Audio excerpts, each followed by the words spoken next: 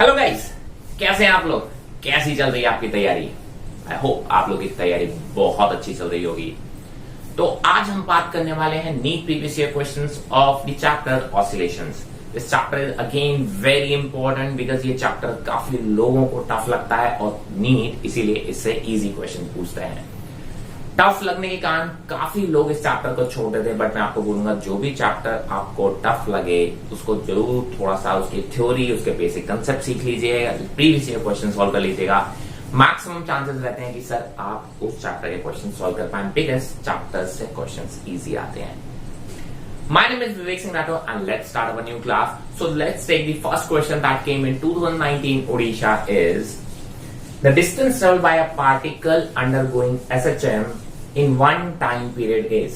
See, कितना simple question है।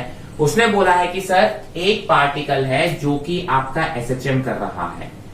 जब वो SHM कर रहा है तो देखो आप क्या होता है सर, ये एक स्ट्रेट लाइन मान लिया मैंने, यहाँ SHM कर रहा है, ये आपकी मेन पोजीशन हो गई। वन टाइम पीरियड में मैंने कहा सर ये ए हो गया, ये माइनस ए हो गया, ये ए हो गया, ये माइनस ए हो गया। तो आप क्या बोलोगे कि वन टाइम पीरियड में मतलब पार्टिकल यहां से जाएगा, ये डिस्टेंस कितनी हो गई, ए ट्रेवल कर ली, फिर यहां से वापस आएगा, फिर ए डिस्टेंस ट्रेवल कर ली, ये आगे जाएगा, ए डिस्टेंस ट्रेवल कर ली और वापस आएगा तो ए डिस्टेंस ट्रेवल कर ली, राइट। तो total distance travel by a particle in one time period is very easy, that is equal to 4a। तो देखिए कितना इजी क्वेश्चन आते हैं और इससे हम परेशान होते हैं, ठीक है। Now let's move on to the next question. Next question is again from Odisha 2019। The question is a mass falls from height h and its time of fall t is recorded in terms of time period t of a simple pendulum. On the surface of earth it is found that t is equal to 2 times of capital T.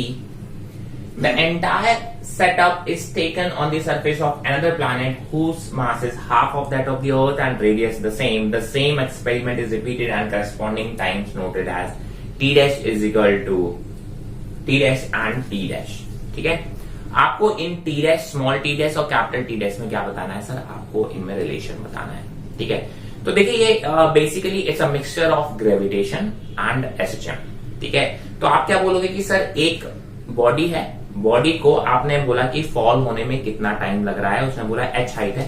तो देखिए बहुत ही simple सी बात है कि sir अगर इस body को आप h हाइट से फॉल होने दो, ठीक है, आपने बोला कि सर यहाँ पे पहुंच रहा होगा, सर ये कितनी हाइट है, h हाइट है, तो जो टाइम लगता है that is equal to under root of 2h/g, ठीक है। तो यहाँ पे स्मॉल h दे रखा है तो आप बोलोगे under root of small 2h/g, ठीक है। अब इसने बोला कि ये जो t है that is equal to 2 times of, simple pendulum के टर्म्स में अगर हम बात करेंगे तो आपने बोला कि सर ये जो आ रहा है वो 2 टाइम्स ऑफ कैपिटल टी है। वे टी जो होता है सिंपल पेंडुलम के लिए वो होता है 2 pi under root of L/g, ठीक है। तो यहां से आप एक बात कह सकते हो कि सर जो टाइम पीरियड आ रहा है, राइट, यहां से देखिए टाइम पीरियड की बात करें तो वो अंडर रूट ऑफ, यहां से भी बात कर सकते हैं, यहां से तो अंडर रूट ऑफ जी के इनवर्सली प्रोपोर्शनल आ रहा है। अब उसने बोला कि अगर इस सेटअप को हम दूसरे प्लैनेट पे लेके जाएंगे तो डेफिनेटली वहां पे जो जी है वो चेंज हो जाएगा। जी का जो फॉर्मूला होता है acceleration due to gravity that is gm/r², ये होता है। अब देखिए उसने दूसरे प्लैनेट के लिए क्या बोला है, उसने बोला कि दूसरे प्लैनेट का जो आप बोलेंगे मास है half of that of the earth and radius the same. उसने बोला कि मास हाफ है, रेडियस सेम है, तो आप बोलोगे कि वहां पे जी डैश जो हो गया, जी एट प्लैनेट जो हो गया होगा। अब देखिए मास हाफ हो गया, बाकी चीजें सेम है, तो आप बोलोगे कितना हो गया होगा, g/2 हो गया होगा। कितना हो गया होगा, g/2 हो गया होगा। अगर ये g/2 हो गया होगा, देखिए t किसके प्रोपोर्शनल है, अंडर रूट ऑफ g के इनवर्सली प्रोपोर्शनल है, ठीक है, क्योंकि यहां से मुझे मालूम है t जो है वो इनवर्सली प्रोपोर्शनल टू g है एंड सो एज, ठीक है।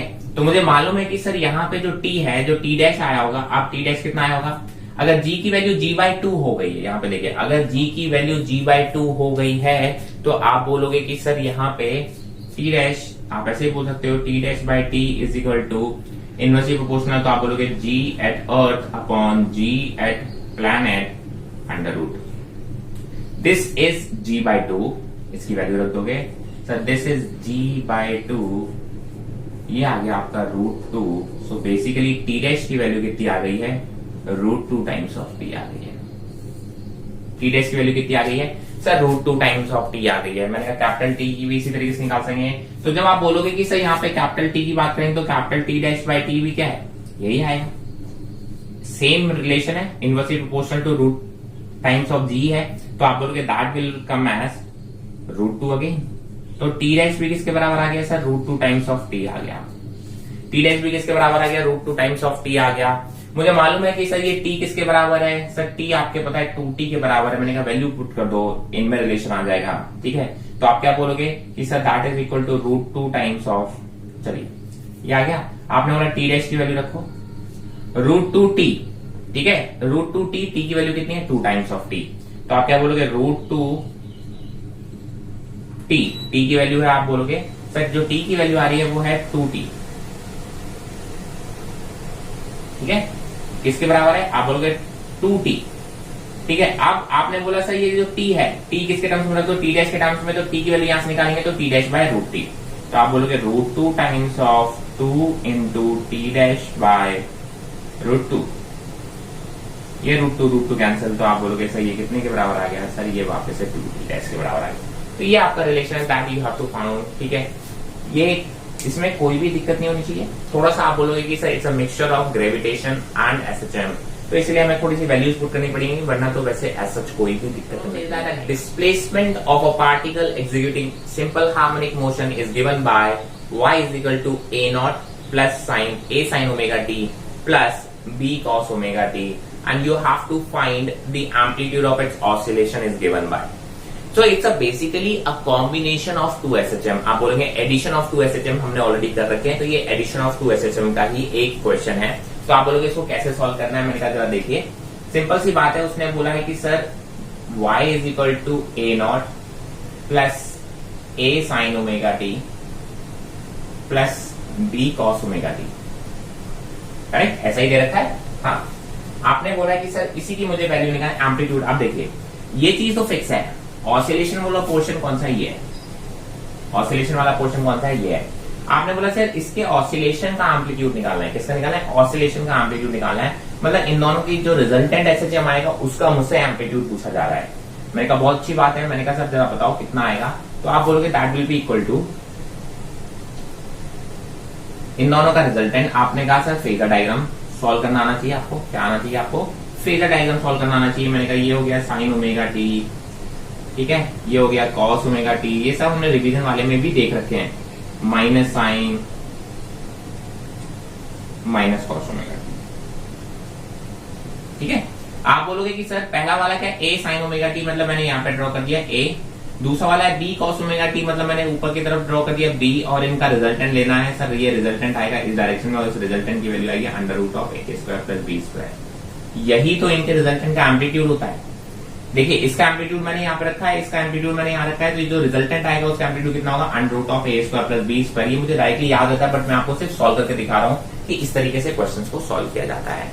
ठीक है, तो ये बहुत ही सिंपल सा क्वेश्चन है जो कि 2019 ऑल इंडिया एग्जाम में आया हुआ था। Now let's move on to the next problem. The next problem is what is the average velocity of a particle executing SHM in one complete vibration is। देखिए कितना simple question आया है, ठीक है, बट ये भी लोग गलत करते हैं बिकॉज लोगों को एवरेज वेलोसिटी के कंसेप्ट में कहीं ना कहीं दिक्कत आती है। ठीक है, उसने बोला कि sir average velocity of a particle executing SHM in one complete vibration. ठीक है, मैं इसको पेन चलाए बिना सॉल्व करने वाला हूं। मैंने कहा सर एवरेज वेलोसिटी का फॉर्मूला क्या होता है, सर आप बोलेंगे that is displacement upon time in complete one cycle. आपने बोला कहीं से भी स्टार्ट करोगे, अगर मैं मेन पोजीशन से स्टार्ट कर रहा हूं तो आप बोलोगे इधर जाओगे, वापस आओगे, फिर आगे जाओगे और वापस आ जाओगे। किसी भी साइकिल में, कंप्लीट साइकिल में जहां से स्टार्ट करोगे वहीं वापस आ जाओगे। तो आप बोलोगे सर टोटल डिस्प्लेसमेंट कितना होगा, सर दैट इज 0। मैंने कहा what is average velocity, that is displacement upon time and that is equal to 0। So that was the question in 2000 all India. देखते हैं कितने इजी क्वेश्चन पूछे जाते हैं। ठीक है, तो now let's move on to the next problem. Next problem एक अच्छा प्रॉब्लम है। ठीक है, मैंने कहा सर कैसे करते हैं देखते हैं। मैंने कहा the radius of a circle, the period of revolution, initial position and sense of rotation are indicated as in the figure. एक फिगर दे रखा है, उसमें रेडियस बता रखा है, उसमें टाइम पीरियड बता रखा है, सर रेवोल्यूशन का टाइम पीरियड कितना है, और इनिशियल पोजीशन बता रखी है एंड सेंस ऑफ रेवोल्यूशन भी बता रखा है कि किस तरीके से रिवॉल्व कर रहा है। ठीक है, मैं कहा बहुत अच्छी बात है। मैंने कहा सर अगर हमें बताना है y is the projection of the radius vector of rotating particle p is, इसने बोला कि सर y क्या है, सर y आपका बेसिकली इसका y एक्सिस पे प्रोजेक्शन बताना है, जो कि p पार्टिकल जो रोटेट कर रहा है, रिवॉल्व कर रहा है, उसका आपको क्या बताना है, सर आपको बताना है कि सर y डायरेक्शन में y एक्सिस पे उसका प्रोजेक्शन की इक्वेशन क्या होगी। ठीक है, ये फिगर जो दे रखा है वो कुछ ऐसा दे रखा है। ठीक है, इसको आपने y एक्सिस मान लिया, इसको आपने x एक्सिस मान लिया। सर ये y पार्टिकल है, सर यहां से स्टार्ट हो रहा है p at t equal to 0, sir इस डायरेक्शन में ये रोटेट हो रहा है। ठीक है, बहुत अच्छी बात है। टाइम पीरियड की वैल्यू दे रखी है शायद से 4 सेकेंड। ठीक है, टाइम पीरियड की वैल्यू कितनी दे रखी है 4 सेकेंड। और भी कुछ दे रखा है, हाँ सर रेडियस दे रखा है 3 मीटर, आपने बोला रेडियस दे रखा है 3 मीटर। चलो आप जरा देखो, इसने बोला सर मुझे y एक्सिस पे ही चाहिए, क्या चाहिए, y एक्सिस पे ही इसका आप बोल सकते हो कि प्रोजेक्शन की जो एसएचएम की इक्वेशन चाहिए वो y एक्सिस पे चाहिए। t इक्वल टू देखो y एक्सिस पे देखिए कैसे ऑसिलेट करेगा, ये ऐसे, इसकी जो शेडो है, इसका जो प्रोजेक्शन है वो कैसे ऑसिलेट करने वाला है, वो कुछ ऐसे करने वाला है। ठीक है, जब उसको ऐसे करेगा तो आप बोलोगे sir this y is maximum, यहाँ पे आप बोलोगे 0 और फिर यहाँ पे आएगा फिर नेगेटिव मैक्सिमम फिर 0। तो आप बोलोगे सर पार्टिकल कहां से स्टार्ट कर रहा है, पार्टिकल अपनी एक्सट्रीम पोजीशन से स्टार्ट कर रहा है। जब वो एक्सट्रीम पोजीशन से स्टार्ट कर रहा होता है तो आप बोल सकते हो कि अगर साइन में आप लिखोगे तो फेस की वैल्यू π/2 है, और अगर कॉस में लिखोगे तो फेस की वैल्यू कितनी है 0 है। एक ही बात है। मैंने कहा सर ये जो पार्टिकल है वो स्टार्ट कर रहा है सर आपका कहां से, मैंने कहा सर कॉस से कह देते हैं, cos 0 से स्टार्ट कर रहा है। कहां से स्टार्ट कर रहा है, कॉस की बात कर ली। ठीक है, आपने बोला कि कॉस से स्टार्ट कर रहा है और फेज जो इनिशियल फेज है वो कितना मानोगे 0 मानोगे, बिकॉज आपने बोला कि कॉस में स्टार्ट कर रहा है तो एक्सट्रीम से स्टार्ट कर रहा है। ठीक है, मैंने कहा बहुत अच्छी बात है। अब जरा देखो, उसने बोला इस डायरेक्शन में रोटेट कर रहा है, कैसे कर रहा है, इस डायरेक्शन में, पॉजिटिव एक्सट्रीम आई है, राइट। देखिए y की वैल्यू यहाँ पे 0 होगी, यहाँ पे +3 होगी और यहाँ -3 होगी।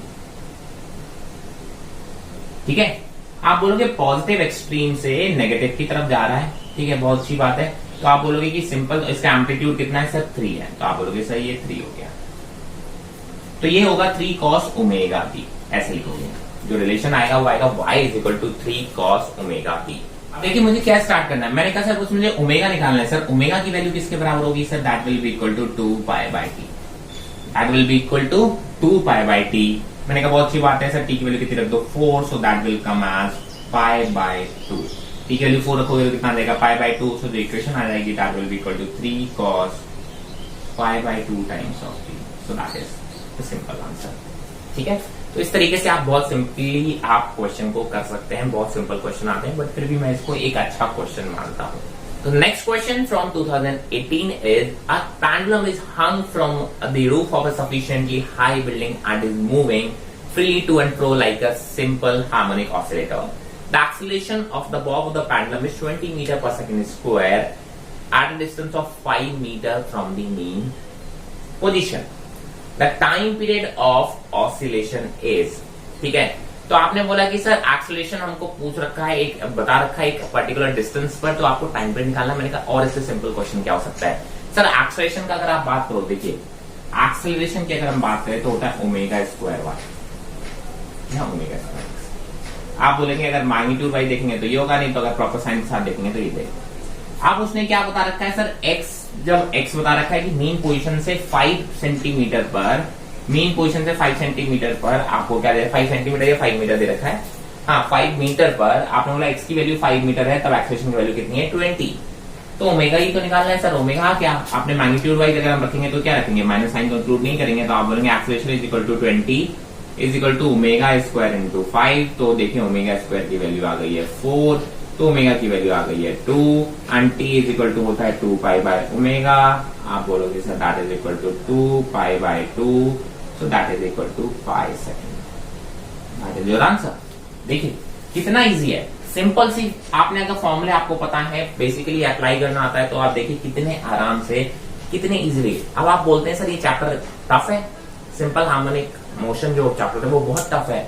देखिए अभी तक कितने सिंपल सिंपल क्वेश्चन आए, हमने 2019 उड़ीसा वाले देख लिए, हमने ऑल इंडिया वाले देख लिए, 2018 क्वेश्चन है, देख लीजिए कितना टफ आ रहा है, right. Now let's move on to the next question. Next question is from 2017। इसने बोला a particle executes linear simple harmonic motion with an amplitude of 3 centimetre. ठीक है, एम्पलीट्यूड दे रखा है आपका, ठीक है, इसको हाईलाइट कर लेंगे।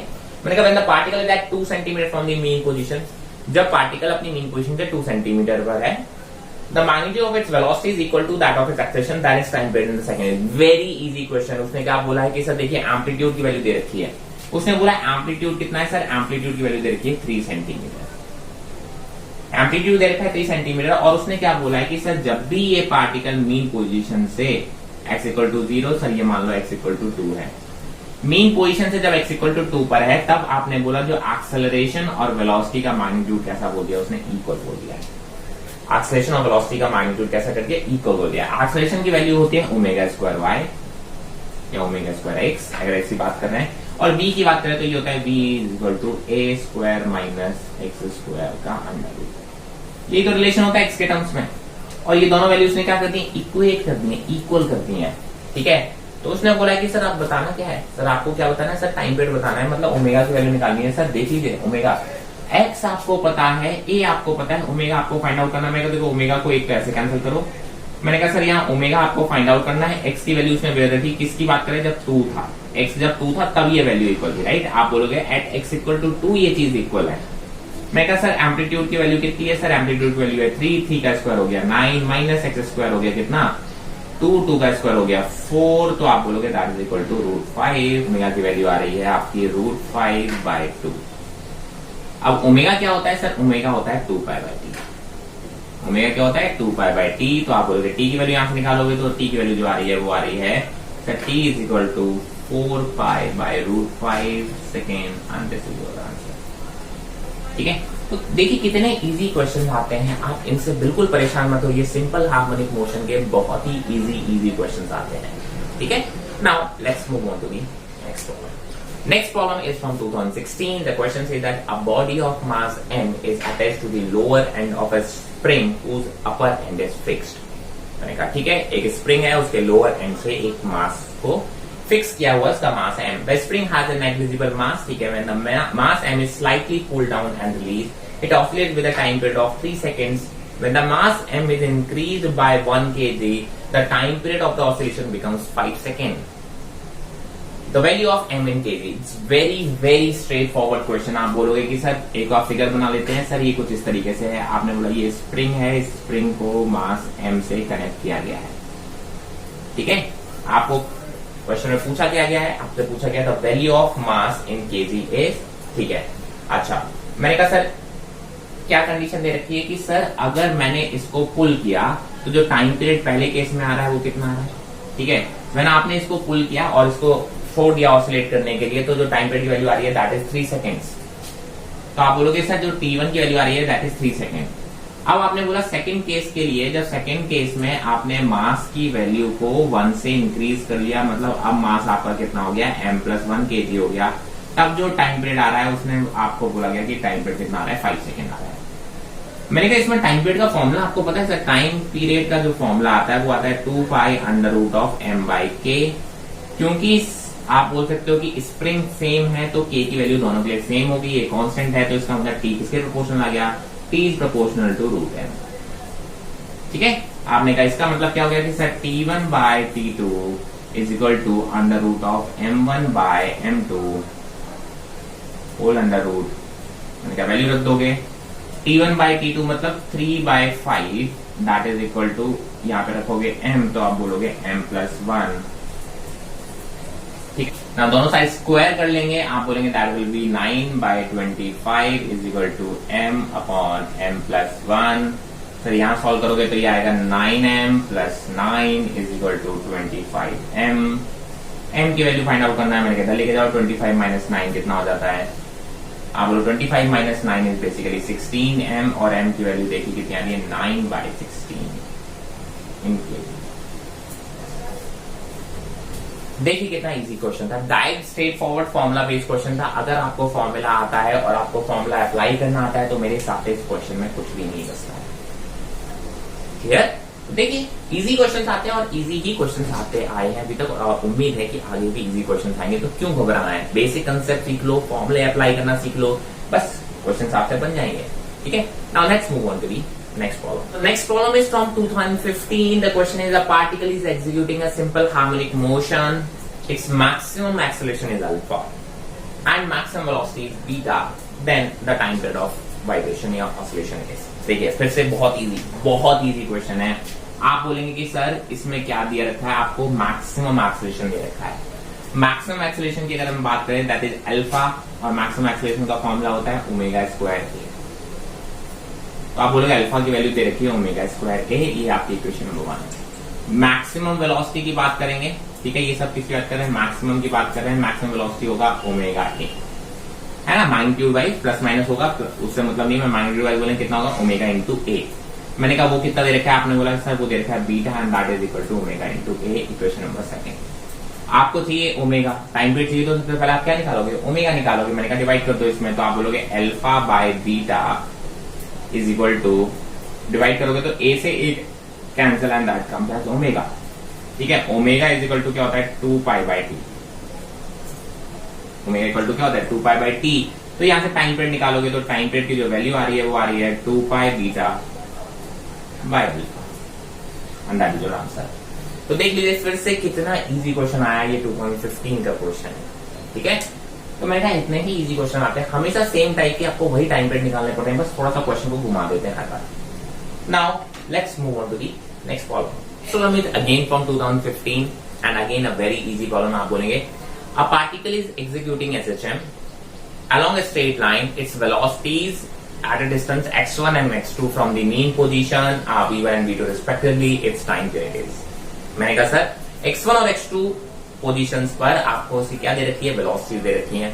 मैंने कहा वेलोसिटी का फॉर्मूला लगा दो, बहुत आसानी से आ जाएगा। मैंने कहा बहुत अच्छी बात है, देखो v1 की वैल्यू निकालोगे तो v1 इक्वल टू हो गया आपका omega into under root of a square minus x1 square, ठीक है। मैंने कहा बहुत अच्छी बात है। मैं इसको स्क्वायर कर दो जरा, जब आप इसको स्क्वायर करोगे तो आप बोलोगे sir that will v1 square is equal to omega square और ब्रैकेट में आ जाएगा ए स्क्वायर माइनस x1 स्क्वायर, ठीक है। मैंने कहा बहुत अच्छी बात है। मैंने कहा यहां से क्या करो, इसको यहां डिवाइड में लेके जाओगे तो v1 square by omega square हो जाएगा, that is equal to a square minus x1 का स्क्वायर। मैं कहा दूसरी इक्वेशन में रखोगे तो v2 की वैल्यू दे रखी है, तो v2 की वैल्यू आ गई under root of a square minus x2 square, ठीक है। मैं कहा जरा यहां से सॉल्व कर लो इसको स्क्वायर वगैरह करके, तो यहां से वैल्यू कितना आ जाएगा v2 square by omega square, ठीक है, is equal to a square minus x2 square, ऐसा आ जाएगा। अब आपने क्या किया कि सर ये इक्वेशन 1 है और ये इक्वेशन नंबर 2 है, आप क्या करो सर दोनों का डिफरेंस ले लो। क्यों डिफरेंस ले लो, देखो सर v1 आपको पता है, x1 आपको पता है, ओमेगा आपको फाइंड आउट करना है, बट ये a आपको नहीं पता है। तो मैं कैसे करूं कि सर मेरा a कैंसिल आउट हो जाए। मैंने कहा इक्वेशन 1 और 2 का डिफरेंस ले लो। जैसे आप इक्वेशन 1 और 2 का डिफरेंस ले लोगे, मैंने कहा सर जरा देखो, मैंने ले लिया v1 square by omega square minus v2 square by omega square is equal to, मैंने कहा इसमें से ये माइनस कर दो तो आप बोलोगे ए स्क्वायर माइनस ये कैंसिल हो जाएगा, तो क्या बचेगा आपका minus of x1 square minus minus क्या हो जाएगा प्लस ऑफ x2 स्क्वायर, ठीक है। यहां से ओमेगा की वैल्यू कॉमन ले लो, ओमेगा कॉमन ले लोगे तो देखिए ओमेगा स्क्वायर को जो सॉल्व करोगे तो कुछ ऐसा आ रहा है। ओमेगा स्क्वायर अगर आप सॉल्व करोगे तो देखिए कितना आ रहा है, आप बोलोगे v1 square minus v2 square upon x2 square minus x1 square. अगर ओमेगा आपको चाहिए तो आप क्या करोगे, दोनों साइड रूट ले लोगे, so this will be your answer. एक बार ये आपका ओमेगा आ गया तो ओमेगा इज इक्वल टू क्या रख सकते हो, आप बोल सकते हो sir omega is equal to होता है 2 pi by T, sir 2 pi by t रख दोगे and you will get the answer time period, ठीक है। ओमेगा की वैल्यू आपको ऑलरेडी पता है, तो टाइम पीरियड की वैल्यू आप उठा पाओगे तो टाइम पीरियड सब दिखा देगा, ठीक है। 2 pi under root of x2 square minus x1 square upon v1 square minus v2 square. तो जो भी आपका ऑप्शन मैच कर रहा होगा वो आपका करेक्ट ऑप्शन होगा। I guess third option is matching, ठीक है। तो देखिए फिर से ये सिंपल सा क्वेश्चन था, सिर्फ अरेंज करना था आपको वैल्यूज, क्योंकि आपको जो वैल्यूज आपको फाइंड आउट करनी है तो बाकी को आपको एलिमिनेट करके इसको अरेंज करना, ठीक है। Now let's move on to the next problem. Problem फिर से बहुत एक इजी प्रॉब्लम है, 2015 का ये। आप बोलेंगे when two displacements represented by y1 is equal to a sin omega t and y2 is equal to b cos omega t are superimposed, the motion is।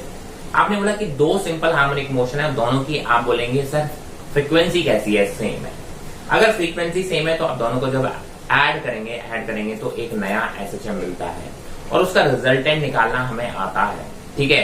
मैंने कहा सर बस रिजल्टेंट निकालना है और आपको बताना है कि सर उसका एम्पलीट्यूड कितना होगा। आप क्वेश्चन बोलेंगे, जरा देखिए मैं आपको लिख के बोल देता हूँ। वैसे तो मुझे इसको सॉल्व करना है, अगर आपने 1-2 बार कर लिया तो आपको दोबारा करने की जरूरत नहीं है, क्योंकि आपने बोला y इज इक्वल टू दे रखा है a sin ओमेगा t, और y1 बोल दो या y2 की वैल्यू दे रखी है sir b cos omega t।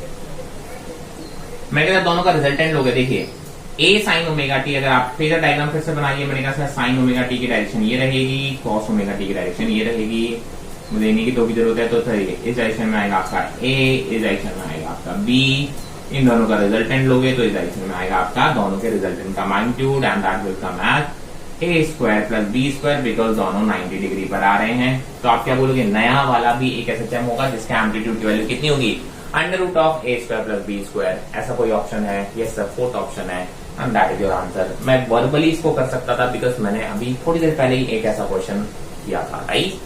तो आप क्या बोल सकते हो, यस सर SHM के क्वेश्चन वर्बली भी सॉल्व हो जाते हैं, ठीक है। Now let's move on to the next problem. Very easy problem from 2015. The question says that the oscillation of a body on a smooth horizontal surface is represented by the equation x is equal to a cos omega t, where x is displacement at time t and omega is frequency of oscillation. ठीक है, मैंने कहा बहुत अच्छी बात है। Which of the following graphs shows correctly the variation of a with t? a is acceleration and t is time period. मैंने कहा सर टाइम एंड टाइम, मैंने कहा बहुत ही सिंपल है। मैं कहा जरा देखिए x की वैल्यू क्या दे रखी है, उसने बोला x is equal to a cos omega t। मैंने कहा बहुत अच्छी बात है sir, a equal to cos omega t दे रखा है, और एक्सेलरेशन की वैल्यू अगर आपको पता हो तो ये आती है माइनस ओमेगा स्क्वायर x, मतलब ये तो एक कांस्टेंट है। आप बोल सकते हो बेसिकली क्या बोलोगे कि सर ये जो x का ग्राफ आएगा उसका जस्ट एक नेगेटिव कर दोगे, क्या कर दोगे। मैं कहा अगर मैं x का ग्राफ ड्रॉ करूं, देखिए cos ओमेगा t में टर्म्स है, तो आप बोलोगे सर यहां से स्टार्ट होगा, ऐसा आएगा, ये आएगा आपका x का ग्राफ टाइम के साथ। आप बोलोगे क्या करोगे सर, इसमें कुछ नहीं करना है, ओमेगा से मल्टीप्लाई हो जाएगा, ओमेगा स्क्वायर से मल्टीप्लाई हो जाएगा, तो मैग्नीट्यूड जो एम्पलीट्यूड है इसका ये देखिए, आप बोलोगे ये वैल्यू बढ़ जाएगी और साथ ही साथ ये माइनस हो जाएगा, ग्राफ हर जगह कैसा हो जाएगा, नेगेटिव हो जाएगा, मतलब जहां ये पॉजिटिव है वहां नेगेटिव आ जाएगा, जहां ये नेगेटिव है वहां ये पॉजिटिव हो जाएगा, तो ग्राफ नीचे से स्टार्ट होगा और ये ग्राफ कुछ ऐसा होगा, ठीक है। आप बोलोगे ये आ जाएगा आपका, आप बोलोगे अगर ये वैल्यू यहाँ पे a है तो सर यहाँ पे जो वैल्यू आएगी वो कितनी आएगी सर, यहाँ पे माइनस ओमेगा स्क्वायर a आएगी, बस। तो that is your answer, that's very simple, correct. देखिए कौन सा ऑप्शन मैच कर रहा है सर, इसमें तो अप्रोक्सीमेटली पूछा गया था, तो third option is matching properly. तो सिंपल क्वेश्चन, हर क्वेश्चन सिंपल है यार। अभी तक SHM का कोई टफ क्वेश्चन अभी हमको मिला ही नहीं। हमने 2019 देख लिया, 18 देख लिया, 17 देख लिया, 16 देख लिया, 15 देख लिया, 14 भी देख लिया, और अभी तक हमें कोई भी SHM का एक भी टफ क्वेश्चन नहीं मिला। सारे क्वेश्चन बहुत इजी हैं। मैंने कहा चलिए अगले क्वेश्चन की तरफ बढ़ते हैं। 2011 का क्वेश्चन है, और भी इजी क्वेश्चन है, वर्बली सॉल्व कर सकते हैं। Out of the following function representing motion of a particle please represent SHM। मैंने कहा देखिए SHM का मतलब क्या होता है कि सिंपल हार्मोनिक फंक्शन हो और फ्रीक्वेंसी कैसी हो, एक ही फ्रीक्वेंसी हो, और हम बोलेंगे एम्पलीट्यूड कैसा हो, कांस्टेंट हो। पहला sine omega T minus cos omega T, दो SHM का एडिशन सब्ट्रैक्शन है और दोनों की फ्रीक्वेंसी कैसी है, सेम है, तो सर ये भी एक SHM होगा, इसमें कोई दो राय नहीं है। Next sine cube omega T, sir sine cube आ गया यहाँ पे, ठीक है। अगर आप उसको ब्रेक करोगे, पावर 1 में ले जाओगे, तो आप बोलोगे सिंगल फ्रीक्वेंसी का फंक्शन हमको नहीं मिलता है, तो आप बोलोगे ये SHM नहीं हो सकता, ठीक है। आप साइन क्यूब थीटा का फॉर्मूला लगा सकते हैं यहाँ पे। मैंने कहा sir y is equal to 5 cos 3 pi minus 3 omega t, तो ये तो SHM की जनरल इक्वेशन के फॉर्म में लिखा हुआ है, तो ये तो SHM है ही। मैंने कहा next 1 plus omega T plus omega square T square, sir इसमें तो कहीं सिंपल हार्मोनिक फंक्शन है ही नहीं, कोई हार्मोनिक फंक्शन ही नहीं है, तो इसके बारे में तो हम SHM की बात कर ही नहीं सकते। तो your correct answer is A and C, and A and C किससे मैच कर रहा है, that is fourth option, and that is your answer, ठीक है। ये क्वेश्चन 2011 का था। देखिए पहले SHM के क्वेश्चंस कम आया करते थे, अगर आप देखेंगे 2011 12 13 में ऐसा कोई हमें क्वेश्चन नहीं मिला अभी तक, ठीक है। 14 में एक आया, 15 में 2 आए, फिर 16 में एक आया, फिर 17 में एक आया, लेकिन अभी रिसेंटली अगर आप देखें तो 18 में, 19 में, ठीक है, तो एक दो क्वेश्चन एवरी ईयर आने लगे हैं। तो इसलिए बोलते हैं कि रिसेंटली अगर आप देखेंगे तो दो क्वेश्चन आने लगे हैं, तो इसलिए बोलता हूँ कि बहुत सिंपल चैप्टर है और बहुत स्कोरिंग चैप्टर है, तो जरूर अच्छे से कर लीजिएगा, प्रैक्टिस कर लीजिएगा, फॉर्मूले अप्लाई कैसे करना है वो कर लीजिएगा। 11 का ही एक और क्वेश्चन है, आप बोलेंगे क्या है सर, वो two particles are oscillating along two close parallel straight line side by side with the same frequency and amplitudes, they pass each other moving in the opposite direction when their displacement is half of the amplitude the mean positions of the two particles lie on a straight line perpendicular to the paths of the two particles. ठीक है, आप क्या बोलते हैं कि sir the phase differences, बहुत ही अच्छा question है। ठीक है, आप बोलेंगे लेकिन मैं आपको करा देता हूं, अगर आपको फेज डिफरेंसेस समझ में आ गए तो इस क्वेश्चन में कुछ बचता नहीं है। आपने बोला कि सर ये दो पार्टिकल है कुछ ऐसे, ठीक है, एक इस पाथ में मूव कर रहा है और एक इस पाथ में मूव कर रहा है, दोनों की ये मीन पोजीशन यहां पर लाई कर रही है। आपने बोला कि जब ये एम्पलीट्यूड ए है तो आप बोलोगे जब ये a/2 पर थे तो a/2 पे इन दोनों ने एक दूसरे को क्रॉस किया इन दी ऑपोजिट डायरेक्शन। क्या किया इन दोनों ने? एक दूसरे को क्रॉस किया इन दी ऑपोजिट डायरेक्शन। तो आपसे पूछा फेज डिफरेंस कितना होगा। मैं कहता देखिए ये अगर मैं मान लेता हूं यहाँ पे फेज कितना है, 0 है, तो आप बोलोगे जब इसको क्रॉस करोगे a/2 पर होते हो, a/2 पे जो फेज होता है वो होता है π/6। यहां पहुंचोगे तो आप बोलोगे π/2। फिर यहां पे जब पहुंचोगे तो यहां से वापस आओगे, यहां से वापस आओगे तो वापस यहां आते हो तो आप बोलते हो यहां पे एंगल कितना होता है 150 डिग्री। कितना होता है 150 डिग्री, दैट इज 5π/6। देखिए इस पार्टिकल के जो एंगल होगा वो होगा π/6, इसके लिए आप बोलोगे वो कितना होगा 5π/6। दोनों में डिफरेंस ले लोगे तो आप बोलोगे फेज डिफरेंस आ जाएगा 5π/6 माइनस π/6, दैट विल 4π/6, या फिर आप बोल सकते हैं 2π/3। That is your answer. अगर आपको फेज वाला जो मैंने आपको फिगर कराया था आपको याद होना चाहिए। अगर आपको फेज वाले के एक एक कंसेप्ट क्लियर है तो फिर इस क्वेश्चन में कुछ भी नहीं बचता है। बहुत ही इजी क्वेश्चन है। I hope this is very clear. Now let's move on to the next problem. Question is from 2010, because यहाँ क्वेश्चन कम है तो हम थोड़ा ज्यादा ईयर्स तक, ताकि हमें ज्यादा वैरायटी क्वेश्चन मिल जाए, हम इनको सॉल्व कर रहे हैं, तो इसलिए हम 2010 का भी क्वेश्चन ले रहे हैं। इसमें बोला the displacement of a particle along the x axis is given by x equal to a sin square omega t, the motion of the particle corresponds to. ठीक है, आपने बोला कि सर इसमें 4 ऑप्शन दे रखे हैं, तो हमको मालूम है सर इस टाइप के मोशन क्या करते हैं। देखिए मुझे मालूम है, मुझे याद भी रहते हैं, अगर आपने प्रॉब्लम की होंगी तो आपको भी याद रहेगा कि सर इस टाइप के जो एसएचएम होते हैं वो भी एक एसएचएम होंगे, बट इनकी फ्रीक्वेंसी कितनी हो जाती है 2 ओमेगा के बराबर हो जाती है। ठीक है, मतलब आप बोलेंगे एंगुलर फ्रीक्वेंसी कितनी हो जाती है 2 ओमेगा के बराबर हो जाती है। ठीक है, तो फ्रीक्वेंसी की वैल्यू आप निकाल पाएंगे। ठीक है, तो मैं इसको बिना सॉल्व किए भी कर सकता हूं, बट मैं ये आपको सॉल्व करके दिखाने वाला हूं कि जिनको ये चीजें याद नहीं है। तो देखिए जो उसने दे रखा है x इक्वल टू दे रखा है a sin square omega T, right. आप बोलेंगे x इक्वल टू दे रखा है a sin square omega T. इसमें जो रिलेशन लगने वाला है वो लगने वाला है, देखिए ये cos of 2 theta, cos of 2 theta होता है sir 1 minus 2 sin square theta. यहां पे 2 थीटा है तो यहां थीटा है। ठीक है, तो मैंने कहा सर साइन स्क्वायर की वैल्यू को रिप्लेस करना है, तो आप बोलेंगे जरा यहाँ पे देखिए तो कितना आ जाएगा, ये 1 minus cos of 2 theta divide by 2 is equal to sine square theta. मैं क्या जरा देखिए यहाँ पे साइन स्क्वायर थीटा यानी साइन स्क्वायर ओमेगा टी की वैल्यू को मैं रिप्लेस करूंगा तो x की वैल्यू किसके बराबर हो जाएगी सर, x की वैल्यू आ जाएगी a into 1 minus cos 2 theta by 2, यानी 2 थीटा की वैल्यू यहाँ पे है ओमेगा टी। ठीक है, होल डिवाइड बाई 2, तो that will B a/2 minus a/2 cos of 2 omega T. ये तो फिक्स वैल्यू आ गई, ये आपका एसएचएम है। यस ये एसएचएम है सर। इसकी एंगुलर फ्रीक्वेंसी कितनी है 2 ओमेगा है, तो आप बोलोगे जो इसकी एंगुलर फ्रीक्वेंसी है वो 2 ओमेगा है, तो फ्रीक्वेंसी कितनी हो जाएगी, आप बोलोगे 2 pi. F dash is equal to 2 omega, 2 से 2 कैंसिल, एफ डैश की वैल्यू किसके बराबर आ गई omega by pi, and that is your answer. ये आपकी फ्रीक्वेंसी आ गई। ठीक है, मुझे तो याद ही रहता है। ठीक है, मुझे तो याद था सर ये वाले जो फंक्शन होते हैं साइन स्क्वायर ओमेगा टी हो गया या कॉस स्क्वायर ओमेगा टी हो गया सर, ये भी एसएचएम होते हैं, बट इनकी फ्रीक्वेंसी अगर यहाँ पे ओमेगा है तो इनकी फ्रीक्वेंसी कितनी आती है 2 ओमेगा आती है। ठीक है, एसएचएम को हमेशा आप बोलेंगे साइन और कॉस की पावर 1 में आपको रिप्रेजेंट करना पड़ता है। उस टाइम पे जो फ्रीक्वेंसी आ रही होगी वो आपकी उस एसएचएम की फ्रीक्वेंसी कहलाती है। ठीक है, तो देखिए ये क्वेश्चन बहुत ईजी था, मेरे तो ये वर्बल था, फिर भी मैंने आपको सॉल्व करके दिखाया। Now let's move on to the next problem. Next problem आप बोलेंगे कि सर कहां से आया है, 2010 का क्वेश्चन है। क्या है क्वेश्चन जरा देखेंगे। The period of oscillation of mass m suspended from a spring of negligible mass is t. If along it with it another mass m is also suspended, the period of oscillation will be. मैंने कहा sir simple सा question है, उसमें मतलब spring है, spring में एक mass capital M को अटैच किया गया, तब उसका टाइम पीरियड कितना है t है। आपने बोला अगर मैं एक और मास अटैच कर दूं सेम मास, तो आप बोलोगे कि टाइम पीरियड कितना हो जाएगा। तो फिर से हम बोलेंगे डायरेक्ट फॉर्मूला बेस्ड क्वेश्चन है, t इज इक्वल टू होता है स्प्रिंग के लिए होता है 2 pi under root of m by k। मैं जितने बार फॉर्मूला लिखता हूँ जानबूझ के लिखता हूँ, आप भी ऐसे लिखा कीजिएगा। क्वेश्चन में गलती कम होती है, सिली मिस्टेक्स कम होती है, क्योंकि आपको वैल्यूज पुट करनी होती है। तो यहां से पता चल गया sir t is proportional to root m, तो आप बोलोगे sir t1 by t2 is equal to root of m1 by m2।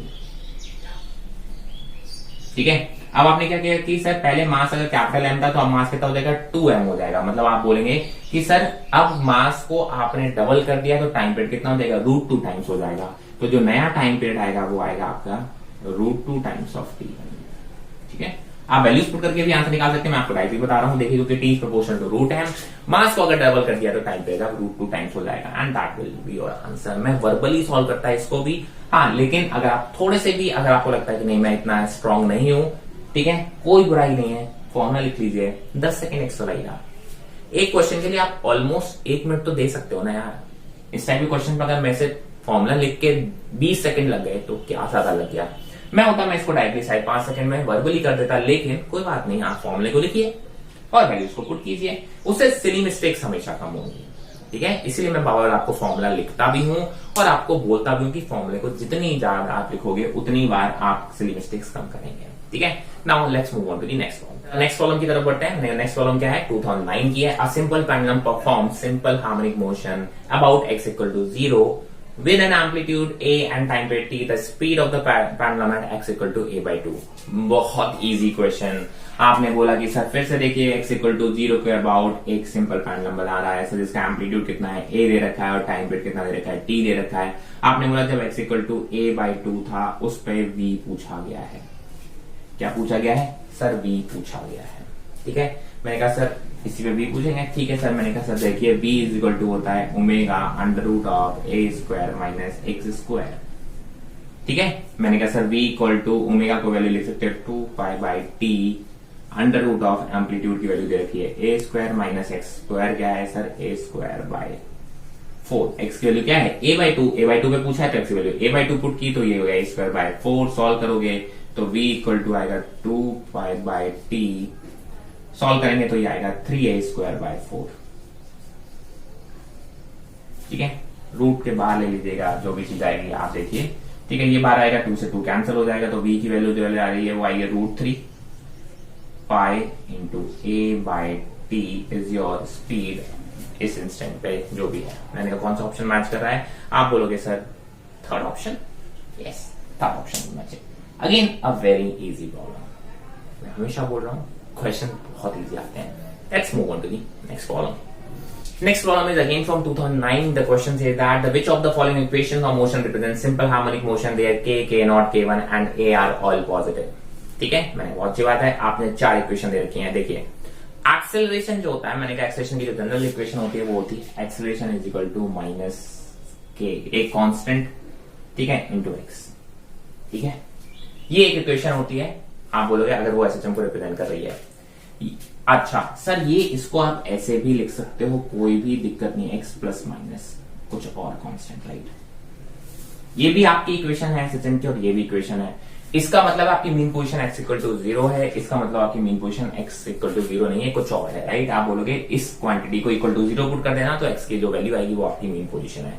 तो इस फॉर्मेट में जो भी आपके क्वेश्चन ऑप्शन है that will be your answer. मैंने कहा पहला वाला मैच करा, यस, पहला वाला इस फॉर्मेट में जा रहा है minus X into X plus A. Second वाला बोला एक के इंटू एक्स प्लस ए, नहीं सर उसमें माइनस साइन नहीं है, ठीक है, acceleration has to be negative of the displacement, तो ये वाला ऑप्शन मैच नहीं करेगा। सर थर्ड वाले में फिर से माइनस साइन है, ये भी मैच नहीं करेगा। और आप बोलेंगे सर एक्सेलेरेशन जो फोर्थ वाले ऑप्शन है उसमें तो एक्स की पावर भी 2 आ गई, तो वो तो बिल्कुल मैच नहीं करेगा। तो इस चीज को ध्यान रखना, ये भी एक अच्छा क्वेश्चन था, बहुत ही बेसिक, ठीक है, बट हाँ लोगों को पता रहता है कि केवल यही एक इक्वेशन होती है, नहीं, आप ध्यान रखना ये भी इक्वेशन होती है। और इसका मतलब अगर आपको बोला कि इसकी मीन पोजीशन, देखिए इसके लिए आप बोलोगे एक्स इक्वल टू 0 क्या है, मीन पोजीशन है। इसके लिए x इक्वल टू 0 क्या है, मीन पोजीशन है। इसके लिए सर x प्लस, मैंने कहा मान लो ये था माइनस x प्लस कुछ वैल्यू है, प्लस c है, तो आप बोलोगे सर x प्लस c की वैल्यू को क्या रख दोगे 0, तो x equal to minus c क्या आ जाएगा, आपका मीन पोजीशन आ जाएगा, राइट। तो इस टाइप के क्वेश्चन भी पूछे जा सकते हैं, ठीक है, इसलिए मैंने आपको ये क्वेश्चन भी कवर कराया है। Now we will move on to the next problem. मैं next problem is two simple harmonic motions of angular frequency 100 and 1000 radian per second have the same displacement and amplitude. The ratio of their maximum acceleration is। अब देखिए दो SHM है, दोनों system के क्या दे रखे हैं, ओमेगा दे रखे हैं, और उनसे मैक्सिमम एक्सेलरेशन पूछ सकता है। अरे यार मैक्सिमम एक्सेलरेशन की बात क्या करोगे, आप बोलोगे सर मैक्सिमम एक्सेलरेशन जो होता है that is equal to omega square into A. कितना होता है, ओमेगा स्क्वायर इंटू ए। आप बोलोगे सर बहुत अच्छी बात है सर, ए की बात एम्पलीट्यूड दोनों के लिए कैसे दे रखा है, सेम दे रखा है, तो A is proportional to omega square, तो आप बोलोगे A1 by A2 is equal to omega 1 by omega 2 का होल स्क्वायर। वैल्यूज पुट करेंगे, ओमेगा 1 की वैल्यू अगर 100 है और ओमेगा 2 की वैल्यू कितनी है, 1000 है। ठीक है, मैंने कहा सर सॉल्व कर लो, 100 बाय 1000 होल स्क्वायर, सर 0 से 2 0 कैंसिल, नीचे बचेगा तो आप लोग 1 बढ़ेगा 100। सो that is the ratio of A1 and A2। मैंने कहा सर A1 बाय A2 का जो रेशियो आया दैट इज 1 बाय 100। ठीक है, now let's move on to the next problem. Next problem की हम बात करेंगे। ठीक है, 2008 का एक क्वेश्चन है, a point perform simple harmonic oscillation of period T।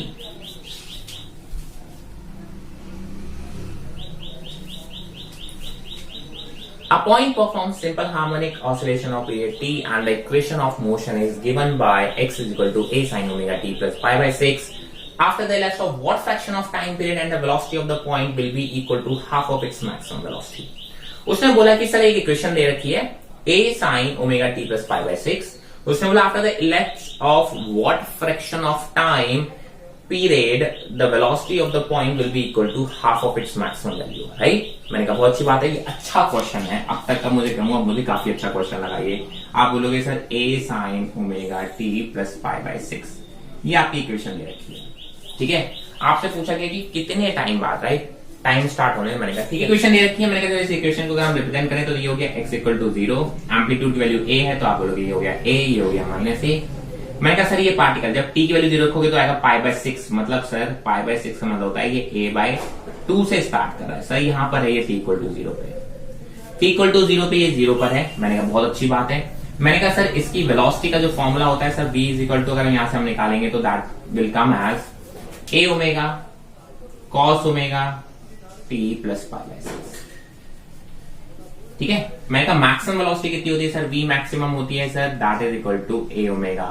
आपको जो चाहिए मैंने कहा सर वो चाहिए हाफ चाहिए, मतलब a ओमेगा बाय 2 होगा, वो किस इंस्टेंट पर होगा, मैंने कहा वैल्यू रखो, मैंने v की वैल्यू रख दो a omega by 2, sir a omega by 2 is equal to a omega cos of omega t plus pi by 6।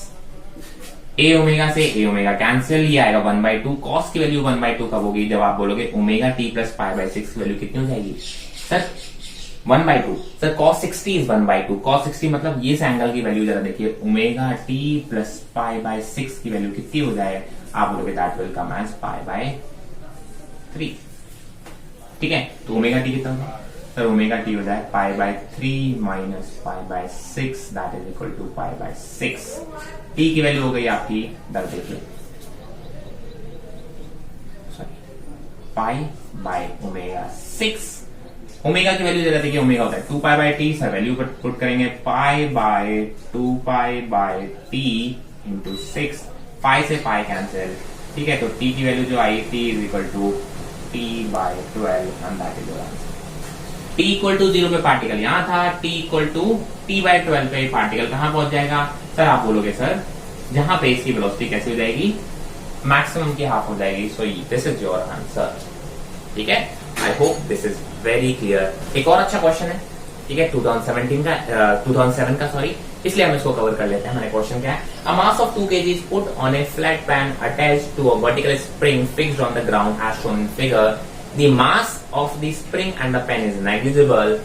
When pressed slightly and released, the mass executes a simple harmonic motion. The spring constant is 200 Newton per meter. What should be the minimum amplitude of the motion so that the mass gets detached from the pen? देखिए इस question को थोड़ा समझिए, एक concept है, ठीक है, हम कई बार इस टाइप के क्वेश्चन कर चुके होते हैं। जब भी आप इसको ऑसिलेट कराएंगे, ऐसे आपने इसको छोड़ा, ठीक है, तो ये ऑसिलेशन स्टार्ट करेगा। आपने बोला कि सर आपको वो एक्सेलरेशन पता करना होता है कि जहां पे जिस एक्सेलरेशन की वजह से ये मास जो पेन है वो डिटैच हो जाए।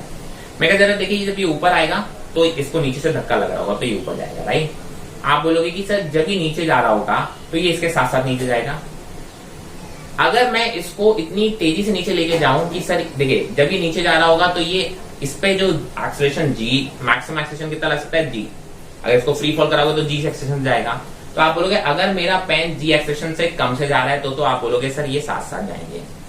बट अगर किसी भी पॉइंट पे एक्सेलरेशन की वैल्यू g से ज्यादा हो गई तो ये तो जल्दी चला जाएगा, ये उतनी जल्दी नहीं जाएगा, क्योंकि इसकी मैक्सिमम एक्सेलरेशन नीचे आते टाइम केवल कितनी हो सकती है g। तो आप बोलोगे सर अगर एक्सेलरेशन की वैल्यू g या g से ज्यादा हो जाएगा तो ये डिटैच हो जाएगा, यही इसका मेन कंसेप्ट है।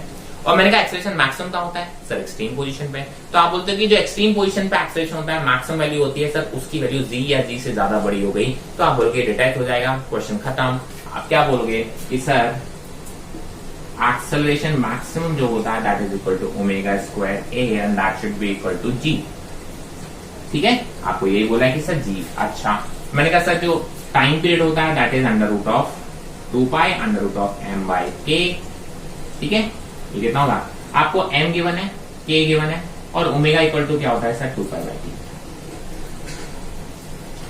ओमेगा इक्वल टू क्या होता है 2 पाई बाई टी होता है।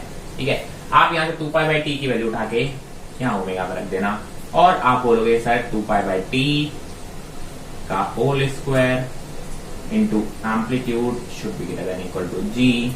ठीक है, तो आप जो भी रिक्वायर्ड वैल्यू है आपसे बोला गया है, देखिए टी की वैल्यू के पता है, एम पता है, तो इसका मतलब टी पता है, आपको एम्पलीट्यूड निकालना है और एम्पलीट्यूड की वैल्यू आप बड़े आराम से निकाल सकते हैं। ठीक है, तो ये सॉल्यूशन मैं आपके ऊपर छोड़ रहा हूँ, मेरे को ये कंसेप्ट सिखाना था। ठीक है, इसलिए मैंने क्वेश्चन आपको कर दिया। तो ये कुछ क्वेश्चन थे सिंपल हार्मोनिक मोशन के नीट प्रीवियस क्वेश्चन के, आपने देखा होगा हर क्वेश्चन इजी था।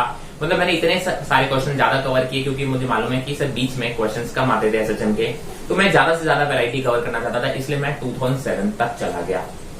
ज्यादा से ज्यादा क्वेश्चन कराने का बस एक ही रीजन था कि ज्यादा से ज्यादा वैरायटी ऑफ क्वेश्चन जो आ चुके हैं मैं उनको कवर कर सकूं। तो इससे आपको एक चीज समझ में आ रहा होगा कि अगर आपने बेसिक कंसेप्ट अच्छे से कर लिए, बेसिक कंसेप्ट अच्छे से कर लिए, तो एसएचएम का कोई भी क्वेश्चन आपने बनना चाहिए। ठीक है, और क्वेश्चन इजी आते हैं, अगर अभी तक इजी आ रहे हैं तो आगे भी चांसेस इजी आने के ही हैं, तो हम क्यों ज्यादा परेशान हो, सिर्फ और सिर्फ अपने बेसिक कंसेप्ट पे फोकस करें। और मुझे मालूम है अगर आप बेसिक कंसेप्ट पे फोकस करेंगे तो आप एसएचएम में बहुत अच्छा करने वाले हैं। So this is it for now.